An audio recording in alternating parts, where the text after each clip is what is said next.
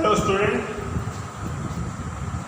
Biotechnology जो 12th class में मैंने पिछले वीडियो दिए थे उसमें बायोटेक्नोलॉजी का जो प्रोसेस था उसका बेसिक कॉन्सेप्ट मैंने आपको समझाया था।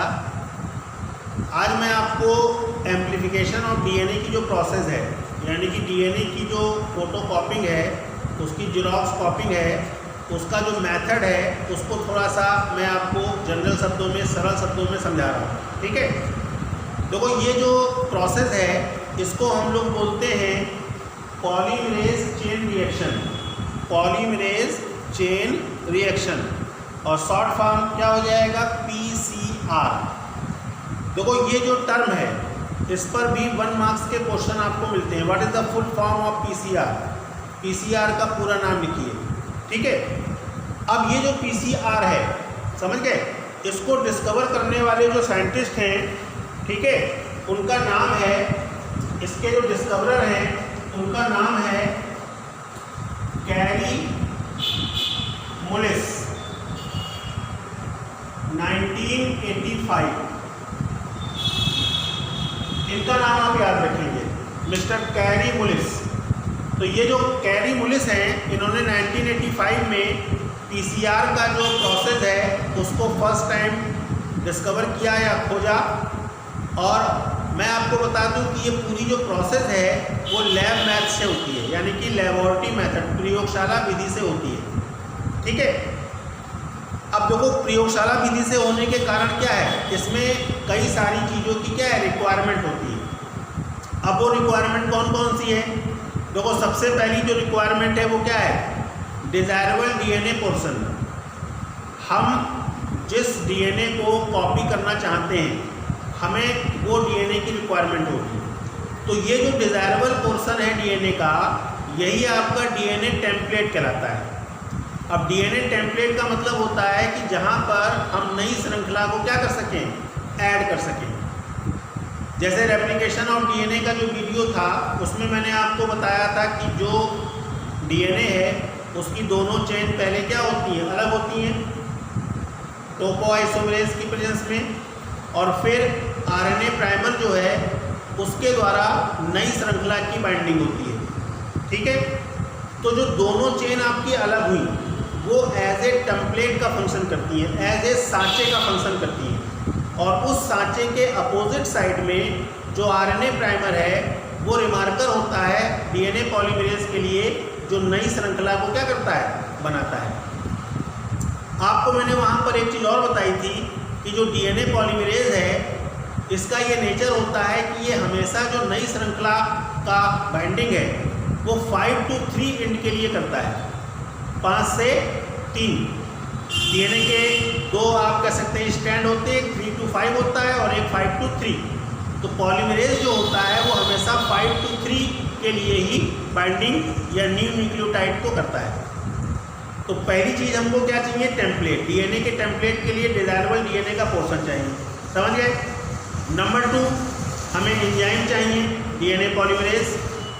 नंबर 3 हमको न्यूक्लियोटाइड चाहिए, और आपको मालूम है कि न्यूक्लियोटाइड डीएनए में कितने होते हैं, 4, एडिनोसिन, थाइमोसिन, साइटोसिन और ग्वानिन होता है। तो ये सारे जो रॉ मटेरियल हैं ये हमारे पास क्या होनी चाहिए, अवेलेबल होनी चाहिए। अब अगर हम प्रोसेस की बात करें तो मैंने आपको एक डायग्राम के माध्यम से इसको समझाने का प्रयास किया है, आप इसको समझिए और देखिए। मान लेते हैं ये एक डायग्राम मैंने शो किया है, इसका एक स्टैंड 5 to 3 है, दूसरा 3 to 5 है, और इसका ये जो पोर्शन मैंने डैश डैश किया है ये आपका है रीजन टू बी एम्प्लीफाइड, यानी कि हमको इस रीजन को एम्प्लीफाइड करना है। क्यों करना है? क्योंकि यही एक पोर्शन जो है वो डिज़ायरेबल है और इसी की हमको कॉपी करनी है। समझ गए, बात समझ में आई? तो ये हमारे पास जो डीएनए का खंड है ये हमारा टेम्पलेट बनाएगा। अब टेम्पलेट कैसे बनेगा? देखो मैं आपको बता दूं, एक प्रोसेस होती है जिसको हम लोग बोलते हैं डीनेचुरेशन। एक बोर्ड में क्वेश्चन भी आता है कि अगर डीएनए को 100 डिग्री पे गर्म कर दिया और उसके बाद ठंडा कर दिया तो क्या होगा। देखो जब डीएनए को 90 से ज़्यादा टेम्परेचर पर गर्म किया जाता है तो डीएनए की जो दोनों स्ट्रैंड होते हैं वो एक दूसरे से अलग हो जाते हैं। तो ये जो प्रोसेस होती है इसी को डीनेचुरेशन कहते हैं, समझ गए। और एनीलिंग का मतलब होता है कि जब डीएनए को ठंडा किया गया तो उसके जो दोनों सेगमेंट हैं, दोनों जो स्ट्रैंड हैं वो फिर से आपस में क्या होते हैं, जुड़ जाते हैं। तो ये डीनेचुरेशन और एनीलिंग ये दो प्रोसेस होती हैं। टेम्परेचर के अकॉर्डिंग इसको हम लोग क्या करते हैं, कंट्रोल करते हैं, समझ गए। अब यहाँ पर चूंकि हम लोग पीसीआर को जो प्रोसेस है उसको देख रहे हैं तो हम लोग सबसे पहले क्या करते हैं, देखो सबसे पहले ये जो डीएनए है इसको हम लोग 90 to 98 डिग्री सेल्सियस पर क्या करेंगे, गर्म करते हैं। 90 से 98 डिग्री सेल्सियस पर इसको गर्म करते हैं, ठीक है। तो जब डीएनए को गर्म करेंगे तो सीधी सी बात है कि डीएनए की जो दोनों स्ट्रैंड हैं वो एक दूसरे से पृथक हो जाएंगे, एक दूसरे से अलग हो जाएंगे। इस प्रोसेस को हम लोग क्या बोलेंगे, डीनेचुरेशन। तो ये आपका पहला स्टेप होगा, क्या बोलेंगे इसको, first step of PCR process.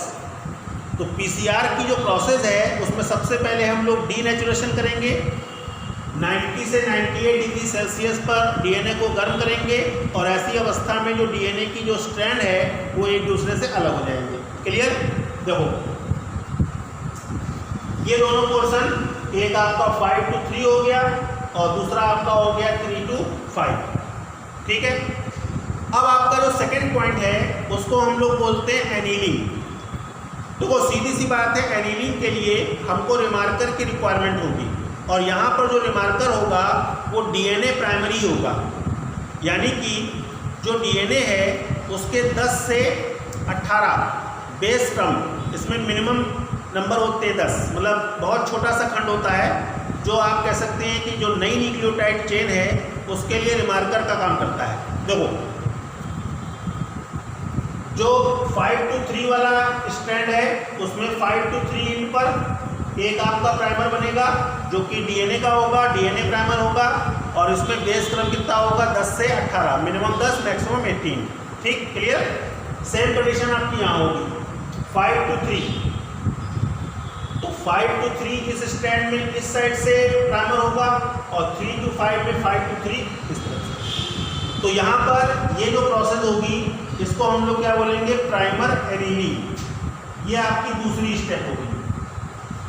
तो जो डीएनए स्ट्रैंड अलग हुए उन डीएनए स्ट्रैंड पर 5 to 3 एंड पर, है ना, क्या करते हैं, डीएनए न्यूक्लियोटाइड से प्राइमर को बनाते हैं और ये जो प्राइमर होते हैं वो 10 से 18 बेस जो न्यूक्लियोटाइड हैं उनसे बने होते हैं। क्लियर। तो 3 एंड पर 5 to 3 यहाँ पर एक प्राइमर और 3 एंड पर 5 to 3 एक प्राइमर यहाँ। तो दोनों प्राइमर हम लोग क्या करते हैं, लैबोरेटरी मेथड से बनाते हैं और इस प्रोसेस को हम लोग बोलते हैं प्राइमर एनीलिंग। आगे समझ में, ये आपकी दूसरी स्टेप हो गई। अब देखो तीसरी स्टेप जो है ये आपकी कहलाएगी क्या, एक्सटेंशन। ये आपकी तीसरी स्टेप होगी, क्या बोलेंगे इसको, एक्सटेंशन।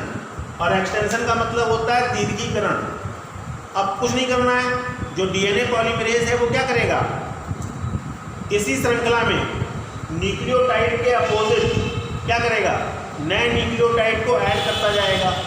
तो इस वाली स्ट्रैंड के अपोजिट एक स्ट्रैंड ये बन जाएगा और इस वाली स्ट्रैंड के अपोजिट ये, समझ गए।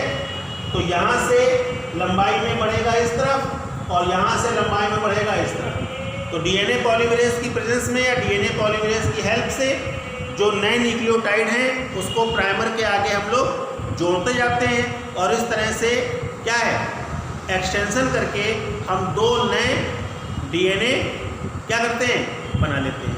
अगर हम इसको डायग्राम के रूप में देखें तो देखो कुछ इस तरह से हो जाएगा। ये वाला है, देखो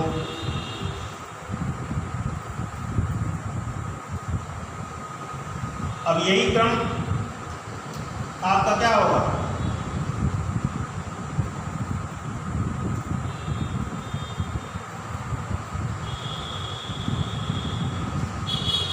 ये हुआ ऐसे ही ना।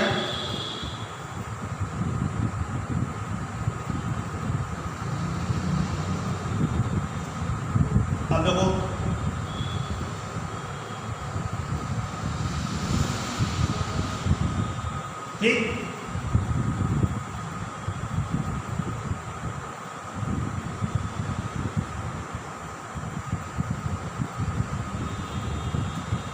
तो ये आपका 3 to 5 हो गया और ये क्या हो गया 5 to 3।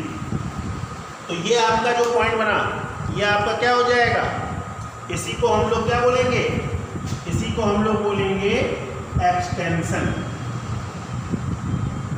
ये आपका हो जाएगा तीसरा पार्ट। समझ गए। अब देखो ये जो प्रोसेस मैंने आपको समझाई, अब इस प्रोसेस को हम लोग क्या करते हैं, रिपीट करते जाते हैं, बार बार रिपीट करते हैं। अब ऐसे 1 से 2 बने, फिर 2 से 4, 4 से 8, 8 से 16, 16 से 32 और ऐसे करते करते हम बिलियंस ऑफ कॉपी क्या करते हैं, बना लेते हैं। अगर हम इसको अकॉर्डिंग टू टाइम देखें तो आप ये समझ सकते हैं कि 1 मिनट में बिलियंस ऑफ कॉपी जो होती हैं वो इसकी बन जाती है। तो ये जो पूरी प्रोसेस है, इस प्रोसेस को हम लोग बोलते हैं पीसीआर। अब जितना भी एम्प्लीफाइड डीएनए हम लोगों ने बनाया, उस एम्प्लीफाइड डीएनए को हम लोग वेक्टर के साथ जोड़ते हैं और वेक्टर में हम लोग यूज़ करते हैं प्लाज्मिड। ये टूल्स में मैंने आपको समझाया था। प्लाज्मिड के अकॉर्डिंग हम उस डिज़ायर डीएनए के सेगमेंट को क्या करते हैं, मल्टीप्लाई करते हैं in the cell, in the host cell.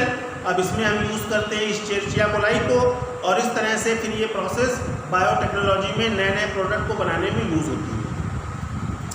आज मैंने आपको इस वीडियो में केवल पीसीआर के बारे में समझाया है कि पीसीआर क्या है और इसकी प्रोसेस क्या होती है। तो 3 स्टेप्स में इसकी प्रोसेस होती है, डीनेचुरेशन, नंबर 2 में एनीलिंग हो जाएगा, नंबर 3 में एक्सटेंशन। एक चीज़ और मैं आपको बता दूं टेम्परेचर के बारे में। देखो डीनेचुरेशन जो होता है उसमें 90 से 98 डिग्री टेम्परेचर होता है, लेकिन जब हम लोग इसकी एनीलिंग करते हैं, एनीलिंग समझ गए, यहाँ पर मैं लिख दे रहा हूँ, जो एनीलिंग करेंगे उसमें टेम्परेचर होता है 40 से 60 डिग्री सेंटीग्रेड। और फिर जब हम एक्सटेंशन करते हैं तो एक्सटेंशन में आपका जो टेम्परेचर होता है वो 65 से 72 होता है। ये टेम्परेचर का वेरिएशन होता है। तो टेम्परेचर को वेरी करके हम इस प्रोसेस को कंप्लीट करते हैं। समझ गए। तो ये इम्पॉर्टेंट टॉपिक है, ये 60 नोट्स में भी अलग से आता है। और जो डायग्राम मैंने आपको समझाया इसी तरह से डायग्राम बना के आपको एक्सप्लेन करना होता है। तो ध्यान से आप इसको समझ लो, कोई प्रॉब्लम हो तो मुझसे पूछो। ठीक, ओके, थैंक यू।